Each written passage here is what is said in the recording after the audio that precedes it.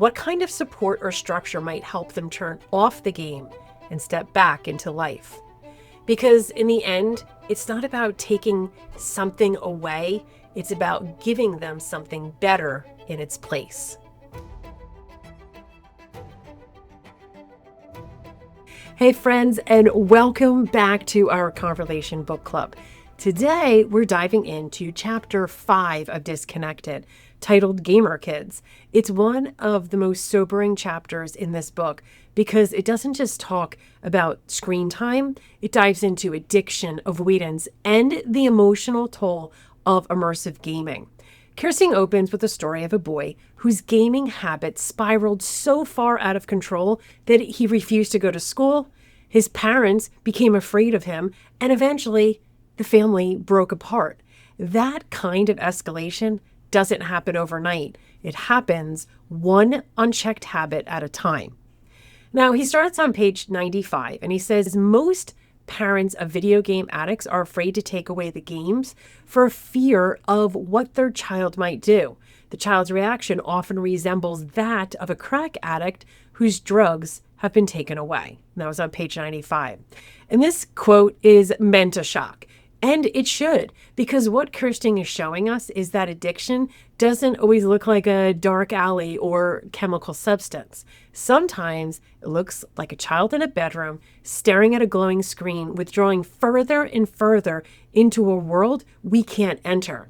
When that behavior becomes extreme, when it turns to anger, isolation, or fear, parents often feel paralyzed. If I take it away, they'll explode. If I don't, they'll disappear. So they avoid it. They tiptoe around the issue, and slowly the gaming takes root as the dominant force in the child's life. Avoidance becomes the strategy, but it's not a solution. It's a delay, and delays, like bricks in a crumbling wall, eventually give way. And this made me think of a story, a way for kids to understand what's happening when we see a problem but are too afraid to act. And it's called The Wall Nobody Fixed. There was a small community center that had a loose brick in the courtyard wall. Every kid saw it and said the same thing. Somebody should fix that. But nobody did. Days turned into weeks and the brick wobbled more and more. Kids started avoiding that side of the wall. One even told others, just don't touch that. It's always been like that. Then one windy day, the wall collapsed. It didn't just fall, it cracked a bike and twisted a kid's ankle. The parents were upset. Why didn't someone say anything, they asked. One girl spoke up. We all saw it. We just got used to walking around it. And here's a lesson. Avoiding a problem doesn't make it go away. It makes it grow. So when you're done reading that story to your child, ask them this question or several of these questions. Why do you think nobody fixed the brick? Or, have you ever ignored something which felt too hard to deal with? And this can lead to a great discussion with your child. Just like the brick in the story, signs of a gaming addiction don't always look dramatic at first. It might just be some moodiness, staying up too late, or slipping grades. So we try to work around it. We tell ourselves it's just a phase, or at least they're home and safe. But the longer we avoid action, the more unstable things become until something breaks. A relationship, a routine, a kid's confidence. That's why it's so important to address it early, not out of punishment, but out of care. The sooner we act, the less damage we have to repair later. But sometimes the biggest challenge isn't stopping. It's figuring out what to do instead. And that's exactly what one teen admitted when he said, I want to quit World of Warfare so badly, but I don't know what else to do besides playing the game. And that was on page 96. This line broke my heart, not because the kid didn't want change, but because they didn't know where else to turn. And it's a painful reality. When gaming becomes a child's whole world, it's not just a habit, it's an identity. And if the game goes away, they don't know who they are, how to fill their time, or what could bring joy. That's what makes it feel inescapable, not because they love the game too much, but because they don't have anything else to turn to. So instead of pulling away from the screen, they stay tethered because it's what they know. This reminds me of a story that touches on the exact feeling, wanting to do something different, but feeling stuck in the not knowing. It's called The Empty Easel. A boy named Milo had a giant easel in his room, a gift from his aunt. You can paint anything, she told him. But every day, Milo stared at the blank canvas and said, I don't know what to paint. So he started scrolling art videos, comparing himself to famous painters. He filled notebooks with colorful combinations, but he never picked up a brush. One day, his little sister walked in, drew a crooked sun on a napkin. Done, she said, giggling. Milo looked at her napkin and then back at his canvas. He dipped his brush and started. And the lesson here, starting small is better than not starting at all. You don't find purpose by waiting, you find it by trying. Just like Milo stared at his canvas, unsure how to begin, many kids addicted to gaming stare at their lives outside the screen and don't know where to start. The problem isn't laziness or defiance, it's lack of direction. They've built a world where they feel capable, confident, even admired. Stepping out of that world is intimidating, especially when they don't know what comes next. But that's where we come in as parents, mentors, supporters.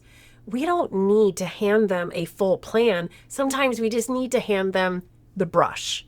Offer a new interest, a small project, an invitation to explore, because one small act of trying can open the door to something real. But the door is a lot harder to walk through when everything inside the screen is designed to feel better, faster. And that brings up something Kirstein didn't sugarcoat, what's happening behind the scenes of these games. And he says on page 101, game developers want to activate the brain's natural reward system as much as possible. It's the same system tied to every addiction, including drugs. So this is one of the most eye-opening moments in the chapter because it reminds us that the pull kids feel towards gaming isn't just emotional, it's chemical. Developers intentionally design games to stimulate the brain's reward system, releasing dopamine with every win, every badge, every sound cue. That dopamine hit makes them want to play more, level up, unlock something new. It feels good, so they chase it. But what happens when the thrill of fast rewards overshadows the slower, deeper satisfaction of earning something? That's where this next story comes in. It offers a different model of what reward can look like and how much more powerful it becomes when it's connected to effort and integrity. It's called The Jersey on the Wall. Every Friday, the basketball coach hung a clean team jersey on the locker room wall. One player earns this, he says, not for points, but for effort. For weeks, the same few players got it. Fast runners, flashy shooters, high scorers. Then, one day, the jersey went to Lewis. He was quiet. He hadn't scored once all season. But that week, Lewis showed up early. He helped clean up after practice. He passed the ball instead of taking the shot. He encouraged teammates when they missed. He gave everything he had, not for the attention, but for the team. Coach pointed and said, Lewis didn't play for the jersey. He played for the team. That's the kind of player we need. And the lesson here, real rewards aren't just about the best. They're about being your best. And when you finish reading that story to your child, you can ask them one or two of these questions. Why do you think Lewis got the jersey? Or how was that reward different from just winning the game? Unlike gaming, where kids are rewarded just for showing up or spending money on upgrades, Lewis's reward came from meaningful action. He wasn't chasing the next level. He was showing up, giving his best, and investing in something bigger than himself. That's the difference between short-term gratification and long-term growth. When kids get used to rewards being instant and easy, they lose the motivation to work towards something hard, but worthwhile. This story helps them reframe what a real win looks like. So let's wrap this up with some final thoughts. Gaming in itself isn't evil, but when it replaces real relationships, meaningful purpose, and healthy routines, it becomes more than just a hobby.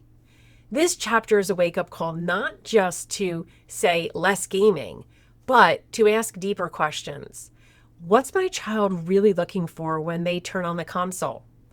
What kind of support or structure might help them turn off the game and step back into life. Because in the end, it's not about taking something away, it's about giving them something better in its place. Thanks for being here. And until our next time, be sure to keep having those conversations.